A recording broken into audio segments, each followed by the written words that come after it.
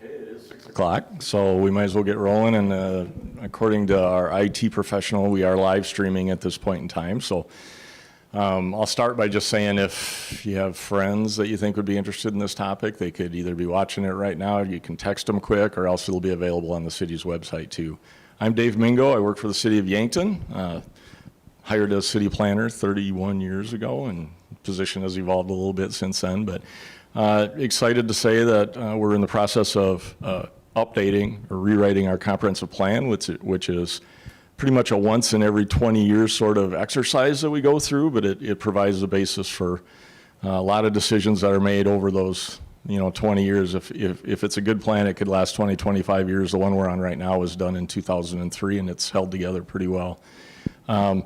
We're going to have our planning consultant, Amy Haase from RDG Planning and Design, present kind of a where are we now in the process. We're, from a timing standpoint, we're about midstream. A lot of the data mining and analytics have been completed, and she'll talk to you about that for a while. And then after she's completed with her presentation, 15 or 20 minutes-ish, then we'll have an opportunity for some public input, public comments. So when we get to that point, just so you're thinking about it while Amy's presenting, this is the time to talk about big picture, long-term, what do we want to see in Yankton. It also helps to mention what you like about Yankton now, because those are things that have been invested in, and we want to make sure that we continue those investments if those are things that the community finds value in. Things like stop signs and speed limits and things like comments like that. We've got some paper at the back and a box that you can put those kind of shorter term day-to-day comments that we receive in that box, or you can call City Hall anytime and leave those comments.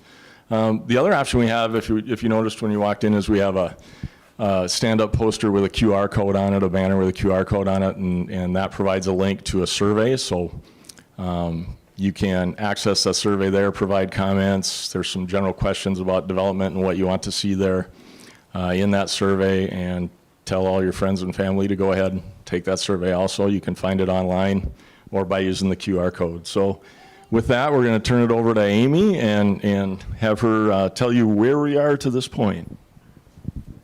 Because I don't need that. I've got this right. All right. Thanks, everybody. It's a pleasure to be here and have this opportunity to kind of give everyone an update, and excited to hear what everybody's thoughts and ideas are as we move forward here. So Dave already kind of took care of some of the introductions. Again, my name's Amy Haase. I'm with RDG Planning and Design. Also with me is Maya. Maya's back there in the back, also with RDG. So I'm based in our Omaha office, and I actually had the pleasure of working on the previous comprehensive plan. So I am not new to Yankton, also grew up in Northeast Nebraska. So I'm familiar with, have been familiar with Yankton, and it's always a pleasure to be back here. I want to spend tonight talking first a little bit about what a comprehensive plan is and kind of what it isn't, because sometimes this is new for some folks, and if you've been at one of our earlier meetings, you probably have already seen this, so bear with me on the first few slides here. We'll talk a little bit about the schedule and the process, and then just a little bit of what we have learned to date, and then we'll open it up for any questions that folks have. So as I mentioned, I always like to kind of start off with a little bit of what a comprehensive plan is and what it isn't. It really is this kind of high-level vision document. So Dave was kind of talking about that. What do we see big picture for the future? It should be a guide for our development and how we see development happening. It gives us good context on how we want to make land use and public investment decisions going into the future. It lays out kind of big, broad vision for the community. It has a certain kind of strategic planning aspect to it too. It is a tool that should guide kind of city priorities and directions as we move forward, including some capital improvement programming, but I am going to talk about what it is not, and that'll be one of the things that we hit on. It really is kind of that strategic document, as I mentioned. So I also like to hit on what a plan is not. So it should not be seen as this unchangeable, inflexible commitment to carry out a specific project, or that a specific use is going to happen in a certain location, or that piece of property is going to develop at all. We always say it still comes down to the landowner's decision of what they want to do, or if they want to do something with their property. That's probably the better way to put it. It is not a document that commits the city to any kind of specific course of action, and it shouldn't be viewed as this rigid land use piece that anticipates every move we're going to make over the next 20 years, right? It should be laying a framework with some good goals and understanding of where we want to go and how we want to get there. The other piece of it is it does begin to identify some of the capital projects that we need to do, but it is not the capital improvement program or an operating budget, but it should help inform those pieces. So talking a little bit about the process, I like to kind of break it down sometimes into the why, the what, the how, and the why that we're doing this, or the how, why, and what. Why do we do the comprehensive plan? How will we do it, and then how do we proceed from forward? Okay, so first of all, the first kind of why piece of why we do it, and I described it as the boring piece, there's actually a legal reason for doing it. So zoning decisions should be governed by what's best for the community and should be guided by the plan. So zoning decisions and land use decisions, the courts will say, shouldn't be made arbitrarily. And as part of that, the plan helps guide those decisions that we're making. It shouldn't be the base, and it should be a good basis for making those decisions and kind of guiding policy. But there's also other reasons why. We don't just do it for the legal reason. It's actually a really great opportunity to go when we're going through this process, to say kind of what's our shared kind of community vision of where we want to go into the future. How do we take advantage of our opportunities that we have? It's interesting. We work in a lot of communities, and a lot of communities, we get into. We'll say, well, we have this issue and we have this problem, and this is our struggle, and so forth. And we always say, okay, but what's your opportunities that you have, and what are we doing really well that we continue to build upon? It should also ensure that we're growing in a way that produces the most economic benefit and is the most efficient to the community. That we're making sure that we're providing kind of safe and convenient and efficient access to all of our services, and how we move around the community to create a really good, healthy community. How do we maintain the great character that we have here as things change and evolve, right? I always think of cities are a living thing, right? We don't always necessarily like change, but things grow and evolve and change. They're like a living organism, a city is. And so, but there are core things, core character, core things that we value, that as we change, we want to find ways that we can maintain that. And then also, just how do we make a community, and how do we continue to ensure that it's a rewarding and just a really great place to live? Okay, the how piece of it. So I'm going to kind of break down each one of those why pieces to talk a little bit about how we do that then. So we started off with creating that shared community vision. We do that a lot by listening and learning. So and I'm going to talk a little bit about all the things that we've gone through, including tonight's event as part of that. Taking the next one, the next why was taking full advantage of our greatest opportunities. So how do we do that? Well, we try to look at it from a market-based, we always say we want the plans to live in reality, right? We can't be throwing out kind of necessarily pie in the sky things. What is market reality of what we actually can do, and how do we get there? The next one is just making sure we're providing safe and convenient and effective access to all of our services. So as we're doing this planning, we think a lot about the land use piece of it, but we're also thinking at a system level. So how do we move around our community? How do we make sure new things are well connected to parks and schools and the downtown and where we want to shop and all of those things? And how do we make sure all of those things are kind of tied together? The next one was maintaining the character and connectivity connectedness in the city that is rewarding for all. So again, those last two fit very closely together, making sure we have streets and neighborhood context, that there's good detail in our special area plans sometimes too. So one of the things that we heard from some of the events that we had was thinking about how do we continue to improve the Broadway corridor, and especially some of the older commercial areas, and how do we connect those to into the neighborhood, and make it safe for pedestrians maybe to cross Broadway. Those were all things that we heard through the public engagement and things that we want to take into consideration. Moving on to the what. So this what piece is a little bit of like what we see that we're charged with, and we're in the middle right now of doing the what. We want to build a plan that builds consensus among our different populations. We are a growing, diverse community. We want to make sure we understand the assets and the markets that are impacting this, that the plan should also identify our growth directions and linkages. So we'll give you a little bit of a preview of that tonight too, of where we're working on that. It should create strategies for targeted neighborhoods sometimes too. Identify corridor improvements, so I already mentioned the Broadway. Develop housing policy and programs. That's actually something that we've heard quite a bit about, is around housing. Identify next steps in some of our commercial areas, and then finally includes some of our park and recreation pieces. How do we continue to go there? We do like to point out we are not starting from scratch. Obviously, we're pretty familiar with the current comprehensive plan, but we also want to take into consideration things like the active transportation plan, the housing study that's been done, the strategic plan that was been done. The one thing we don't have on here too is we know that recently there's been a survey done with regards to the new library. So those are things, all of those things are things we're taking into consideration and will be incorporated into the plan as we start to put it together.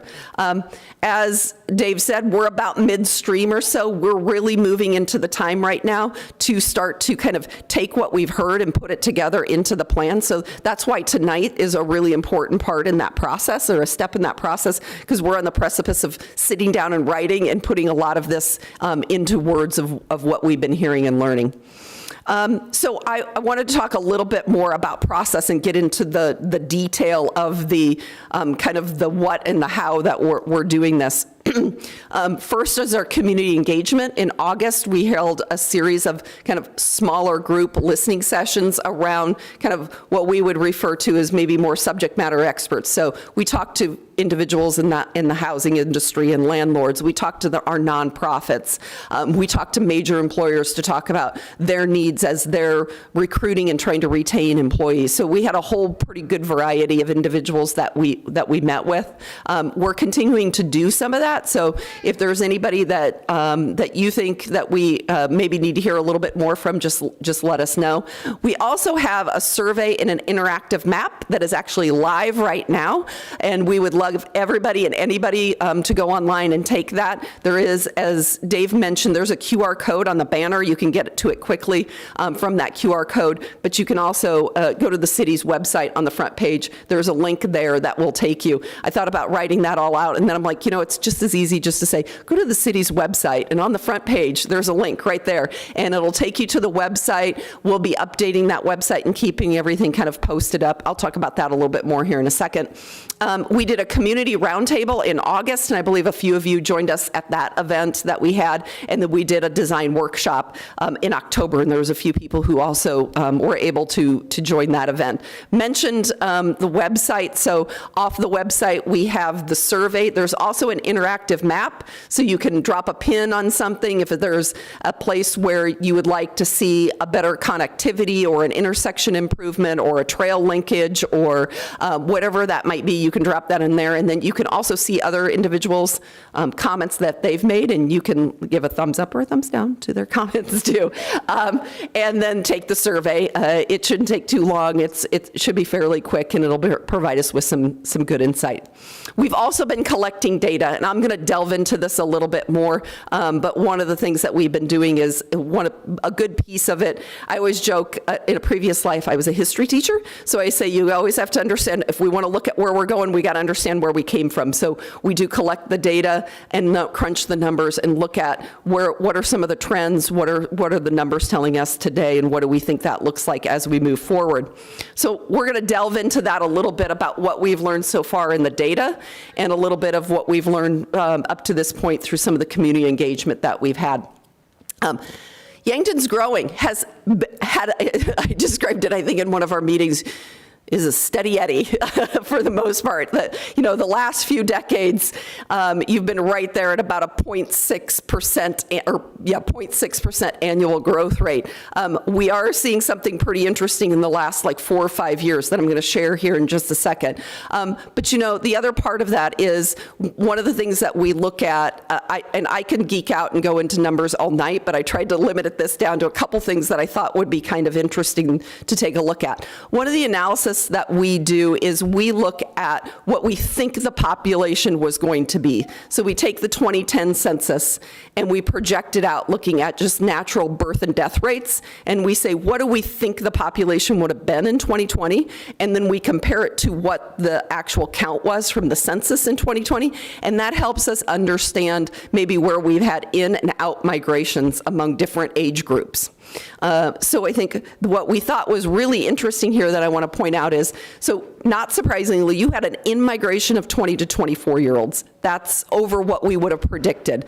That's because of Mount Marty, right? You attract in that age group within that kind of 15 to 24 age group that are coming here to go to Mount Marty. Now, usually in most university and college towns that we work in, and we work in quite a few, after that, we actually see the numbers be negative because those kids just replace themselves.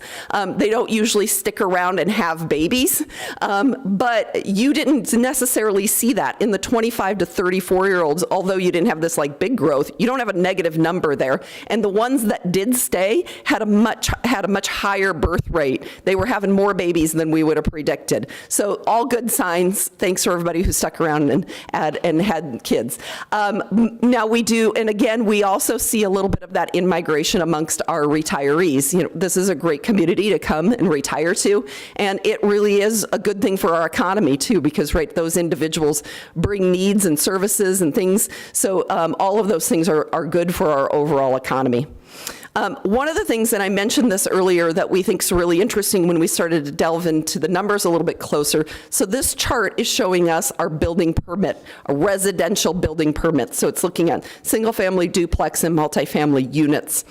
If we looked at the number of units that have just been built in the last 4 or 5 years, it would actually indicate that the cities had closer to almost a 2% annual growth rate. So if you remember back on that earlier chart, you were less than 1%. Now, we think that you are probably growing. You've seen more growth in the last few years than maybe has happened in the previous decade. I think some of that development also reflects just kind of playing a little bit of catch up on some housing demand that you need, because the other thing we're hearing is that vacancy rates are still remaining pretty low in rentals, and that there still isn't a flood of for sale homes on the market. So there's still the demand there, and we're still playing a little bit of catch up. But that leads us into looking at what we think your future population would be. So one of the things that we want to do is we want to understand what do we think the future population is going to be, because that helps us understand how much growth do we need to be looking at on the future land use map. So we have a few different scenarios here that we take a look at. The dashed line is back to that, if nobody moved in or out and all we had were births and deaths, your growth would be pretty flat.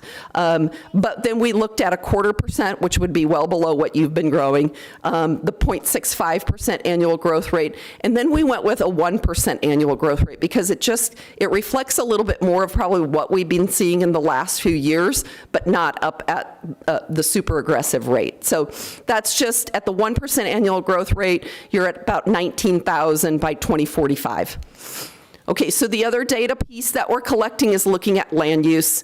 This is looking at your kind of split that you have today between residential, civic, parks, commercial, industrial, all of those pieces. And that really begins to help us understand where we're going.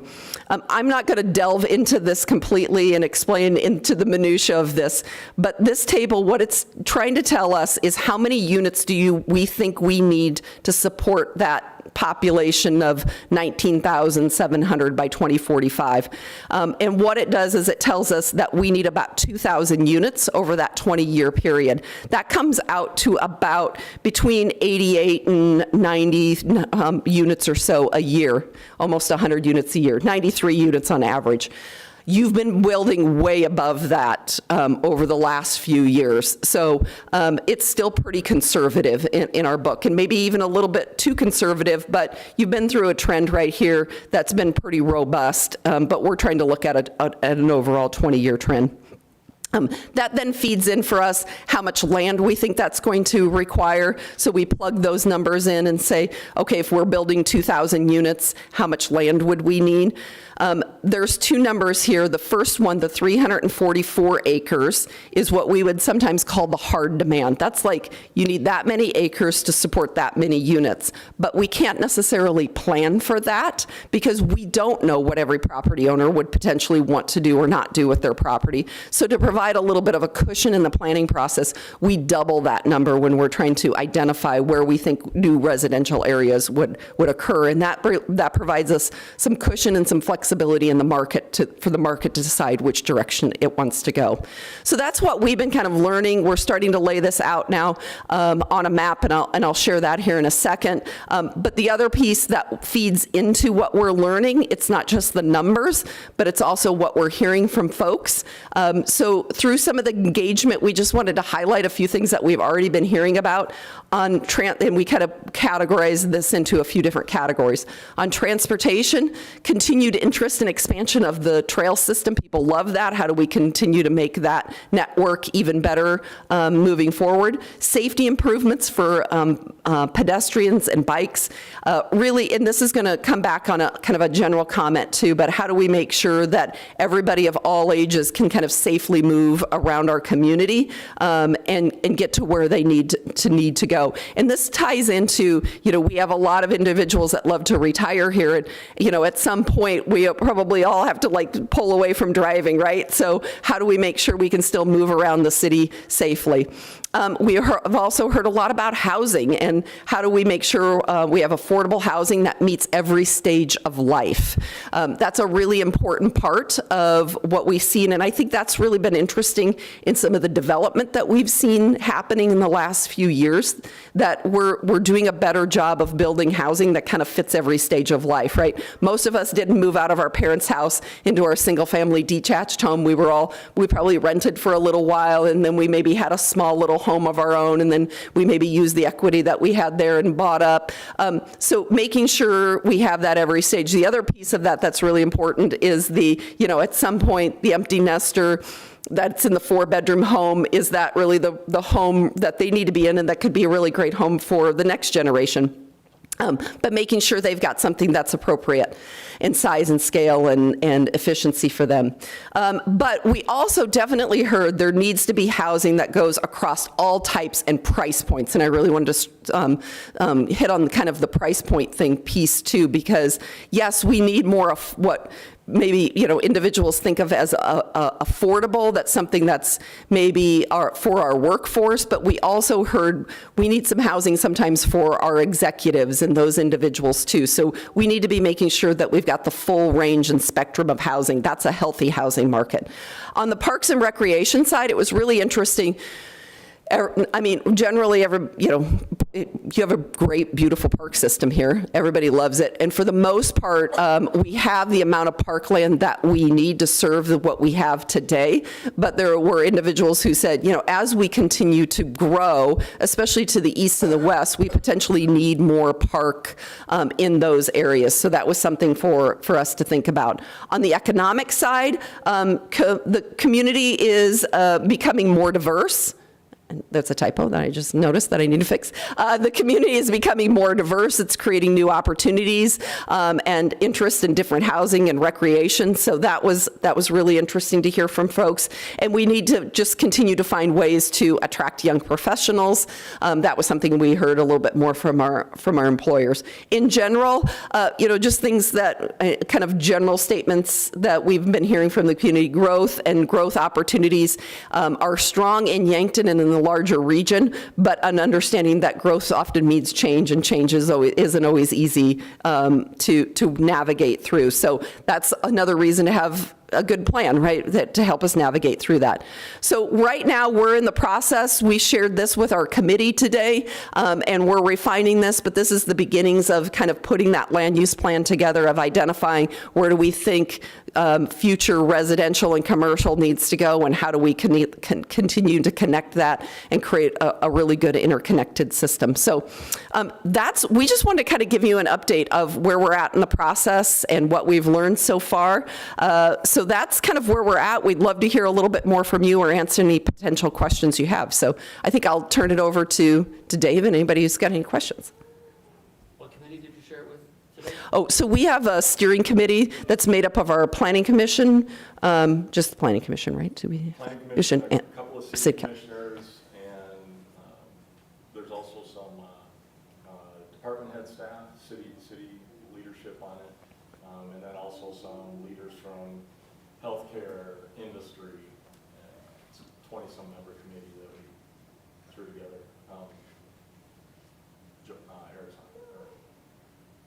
Jesse. Jesse's on it, yeah. So, yep. Yeah. Sorry, I should have the mic on while I was talking. Dwayne he probably was waving at me, but I was looking over here. So now's the opportunity. If you have anything that you want to make a couple minute statement about, we're being recorded. So we'll make sure that nothing will slip through the cracks as far as your comments are concerned, and Maya's back here taking notes feverishly also. So yeah, we just want to make sure that we get everything on the table for consideration as the process moves forward. So maybe I'll have you move your laptop, and if you would be so kind, if you want to comment, to come on up here, and because the camera's rolling right over there. If you want to state your name when you start your comment, please. Good evening. My name is Ann Clough, and I'm a community member. I'm also a volunteer with the Yankton Community Library Foundation. The foundation has been in existence for about 15 years, and I do want to speak on behalf of what Amy was talking about, that a new library has been in the works, or at least hoped for, with a lot of planning through the foundation. It started 15 years ago. A task force was assigned to look into a new library at that time. We have a library right now that has 15,000 square feet. There was a needs assessment that was done 15 years ago that showed we should have a library that's about 30,000 square feet. We're about half the size, really, a community of our size should normally have. The foundation and community members have gone out and visited many other libraries, both individually and as small groups, to look at what other communities our size have. And almost all of them exclusively have at least libraries that are very vibrant, new, and at least 30,000 square feet or more space, with many designated areas that are for children's only. A separate children's library is part of the facility, as well as a teen or youth area, and then a separate adult area. So anyway, the foundation conducted a survey this last summer, as Amy had mentioned. And just to give you a quick rundown of the statistics, we had 85% respond that they are very in favor of a new library. And we had 65% roughly that supported an opt-out of the property tax to help fund a new library, which is very high percentage of support for a library facility. And we had also 8% of our whole community responded to that survey. We sent out postcards to the whole county, every household in the city and the county, and we had an 8% response, which is very high. We were hoping to get at least 400 responses, and we had over 1,400. So we feel it was a very good cross-section of our service area. And so I want to make sure, I think a library is so much more than what people think of what it was 50 years ago when our current building was completed. It is a community hub. It is a place that serves every age, every ability of any individual, you know, from little children to the elderly and everything in between. And I think it is vital that this become one of the top priorities that we put on our comprehensive plan for the next 20 years, because I think our library does an amazing job with what facility they have, but they are so limited based on the facility that they're working with. It doesn't even meet ADA requirements, much less many other needs. So I will pass that on to anyone else who might want to speak on behalf of that. I think I've got Tanya here, but thank you.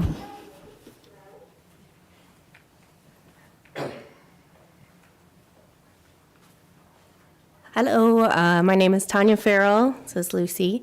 I also work with the foundation. I'm a previous library director in town, and I also think the library is a great idea. I feel like what Ann is talking about is our library is good enough, right? It is good enough, but it is not great. And I think with the pool, we found that this is a community that really appreciates a great facility, and people really come out and they support it after we invest in it. And I think that this is the time for the library to be on the agenda next.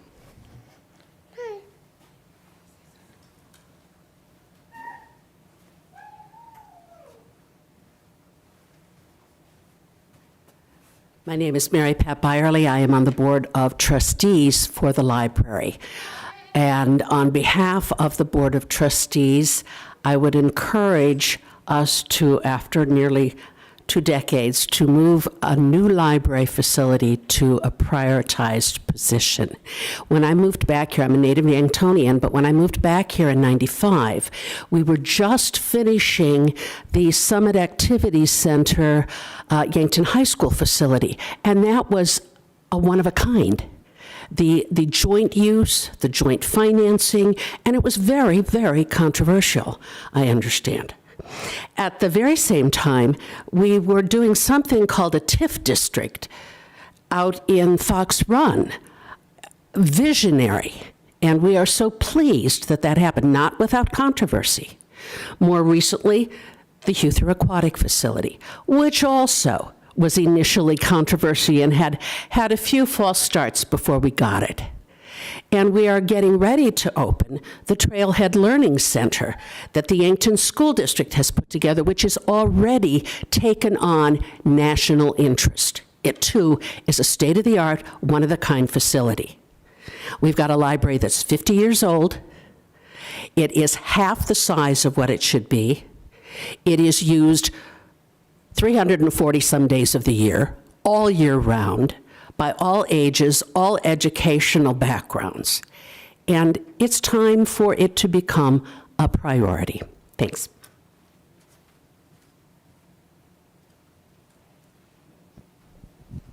Okay, who else?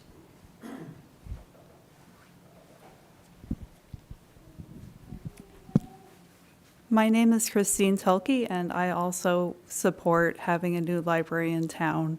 I moved to Yankton in 2015, and I'd like to tell people this is the largest town I've ever lived in with the smallest library facility. So just echoing all the great people that have spoken before me, I really do see a need for it, especially for our lower income families who, you know, there's only so much they can do, and having that opportunity to further their children's education is very important.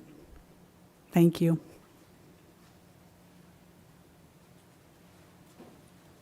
Intermingle topics too, so if somebody else wants to talk about the library after something else comes. Jamie, Craig?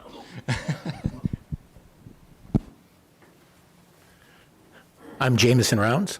I'm here, I'm really concerned about a proposal or some rumors of proposing to have 15th Street cross Summit Street and then take away turn it into what we call an urban speedway or an urban raceway, extend it through the community and then have it go and take out the park behind and the trail behind the high school. We've made a lot of progress in Yankton, and Yankton is becoming a very beautiful community, and this would be the equivalent of paving the parking lot, taking Paradise and making it a parking lot, right? Paving Paradise and making it a parking lot. But most of all, there's a few reasons why we're concerned. One, we live by it. Two, the way the hill is sloped, it's going to kill a kid. I mean, sure as anything. If you have to put a control on that intersection from the east coming in, you're going to have somebody coming from the south down that hill on an icy thing. You have high school kids coming there. They always go over the speed limit. There's always semis on that road. And something's going to happen. Sooner or later, you're going to kill a kid. So the first thing always is safety. The second thing is generally aesthetics. This community has a great trail system, like we just talked about. It's becoming one of the great things. Now we have an opportunity to do what they call a traffic calming maneuver, where you can bring the road around. Instead of running it through in a straight line that encourages people to go really, really fast, you bend it around, bring it on 4th Street, and you can bring it. It's a beautiful, natural traffic calming. You still have a grid access all the way across the community. Plus, we already have 21st Street, or whatever, 21st, 29th, and 8th Street. So we're all within the traditional planning and zoning limits of having throughways through the community. If you hear me talking a lot of technical jargon about planning and community things, I taught planning and zoning at the university for 6 years, was a mayor of a small town, and worked on planning committees. So these things I'm really familiar with. And there's a wonderful book called Traffic that did all the studies of what happens when you take a road like that and extend it through, and you create what they call urban speedways, urban raceways. They become incredibly dangerous, and they're really, frankly kind of ugly. And we're at a time in a community in Yankton where we're making it beautiful. No reason to take something that's already beautiful and make it ugly.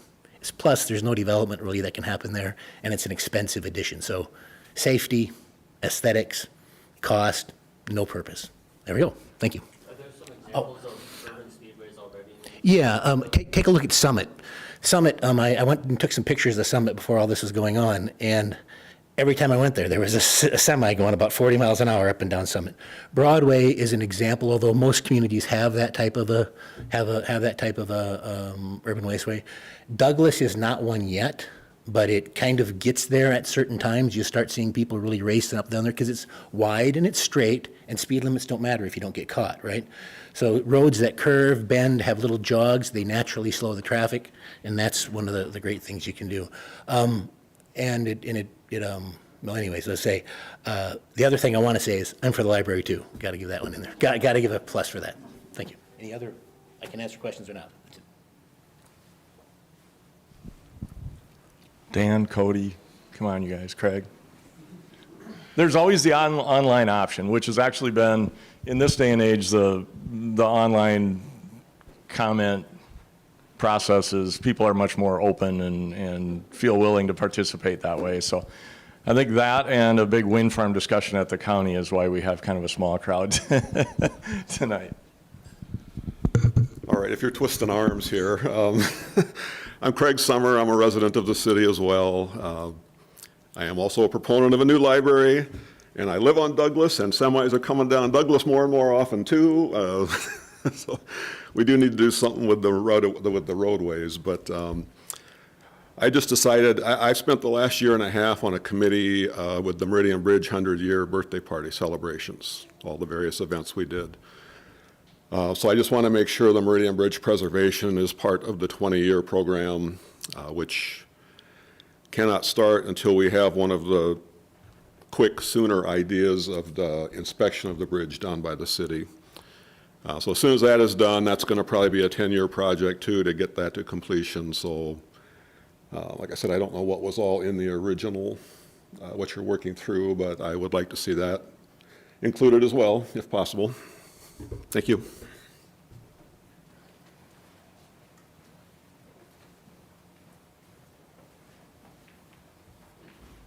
Hi again, Ann Clough, one more time.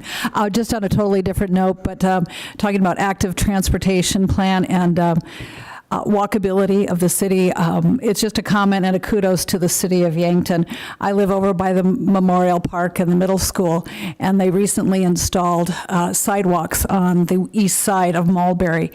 And we are just so elated about it, that the city has done that project, and I encourage you to continue putting in sidewalks around the community for safety. But it's been a pleasure watching people use it. I see people walking there that I never saw walking on the other side of the street. I see students are, of course, using it from the middle school, and I feel they're much safer than they were before, because they were usually walking on the street or in the middle of my yard, which I prefer that to the street.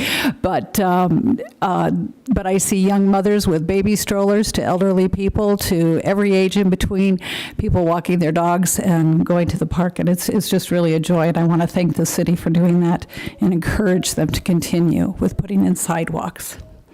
Thank you.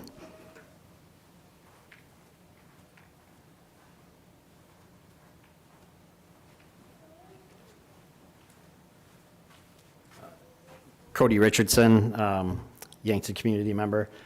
Is there a specific plan or detailed plan as to what has been put together up to this point? Or how does someone find out, what the plan is specifically? Yeah, so right now, the most specific plan is the former plan that we're still functioning under because nothing has been adopted. So the 2003 plan's available online, and there'll be updates via link through the city's website as far as this process. Like we said, we're kind of midstream, so the plan isn't created yet. I mean, the process to date has been determine where you are now, what's different where we're at now than what was predicted 20 years ago in the original plan, and then take public input to see if we've been on the right path for the last 20 years. So no, there isn't a specific plan right now that's already developed, because that's kind of what the process we're in right now. Over the next 2 or 3 months, that's what'll be happening. So Okay. Yep. Yeah, I will add. Maybe I should take this.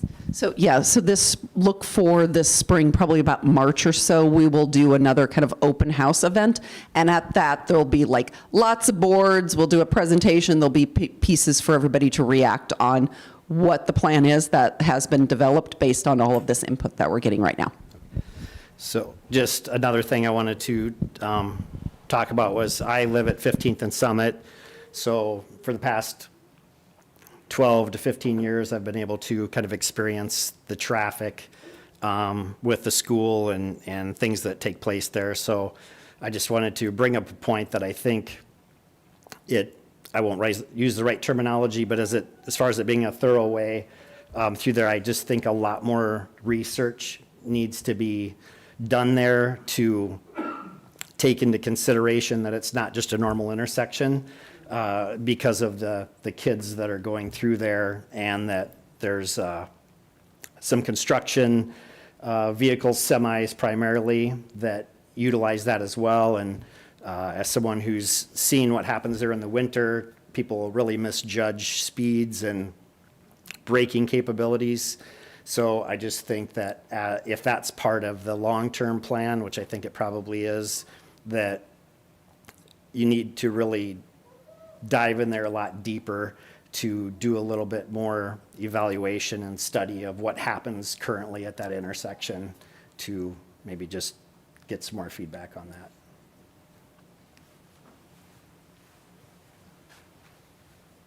Hi, Dan Speck, community member and real estate realtor, and I missed the first part, so I apologize. But I don't know if ordinance review is part of this comprehensive planning. Certainly. So this is the big vision, and then we've got a list of potential ordinance adjustments that have been thought of by staff through the years with questions and comments that we've gotten. And this is kind of a process that will solidify which ones of those continue on through an amendment, or what new ones there may be. So everything, including densities, parking regulations, those things are definitely on the list already. Okay, thank you, Dave.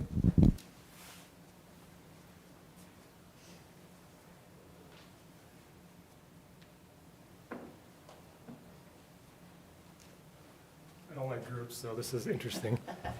I'm Bill Underwood. I live here in town as well. And yes, I'm all for the library. My wife's there all the time. I'm in agreement with Jameson and Cody about 15th Street and going through there. I live at 14th and Summit area. It is a disaster. And I drive around town all day long, and that is one intersection you avoid 4 times a day. Because of the traffic, nobody stops. People are flying by, near misses constantly. It's just a bad intersection overall, but just a 3. But you try to take 15th Street through. Then you got the park that I utilize, the trails. People are walking through there every day. I see Cody every morning with his dog. And all the residents, even on the west side of the school, they're constantly through there too. And putting that road in is just, it's a disaster waiting to happen. You know, when I leave in the morning for work, I go down to North Street to the gravel because you can't get out. It's just so much cars. A stoplight, would it help it? Probably not. I see stoplights in town all day long. People are blowing through them, or they're running through the yellow, going faster, like on Broadway. So yeah, I'm up here too.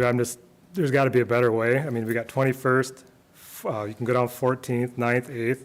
I can get across town in 10 minutes, taking all those routes. 15th is just, it's a waste of money, in my opinion, but I just wanted to put my 2 cents in.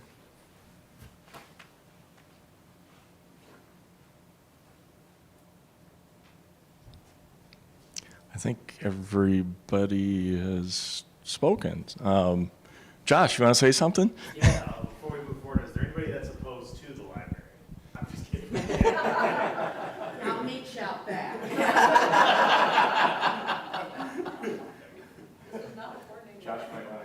You on the way out. He's with KYNT. So, well, if there isn't anything else we need to cover tonight, I really appreciate your attendance and time. And like I said, we have this recorded so we can keep it in the front of our minds through the process. And tell your friends and family to go on the website and do the survey, please.